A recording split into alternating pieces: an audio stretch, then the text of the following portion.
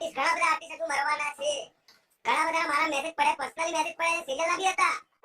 નમસ્કાર મિત્રો, અત્યારે જે ધવલ બારોટનો સોશિયલ મીડિયામાં વિડિયો વાયરલ થઈ રહ્યો છે એ જાણીને તમારા પણ પગ નીચેથી જમીન સરકી જશે. જી હા મિત્રો, એવું તો શું બોલી નાખ્યું છે ધવલ બારોટે, જે જાણી અને અત્યારે બધા જ લોકો અચંબિત રહી ગયા છે. મિત્રો હું તમને વિડિયો પણ બતાવવાનો છું. એની પહેલા જો મિત્રો વાત કરી લઈએ સેજલ પંચાલ વિશે.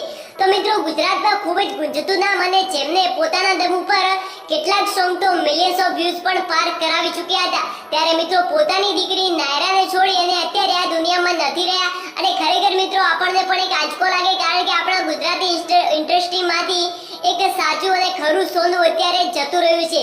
ત્યારે મિત્રો ધવલ બારોટ એવું જ બોલી રહ્યા છે, એ પણ હું તમને બતાવવાનો છું. અને ખરેખર જે મિત્રો ધવલ બારોટ બોલી રહ્યા છે એના વિશે તમારો જવાબ કમેન્ટ સેક્શનમાં જરૂર આપજો.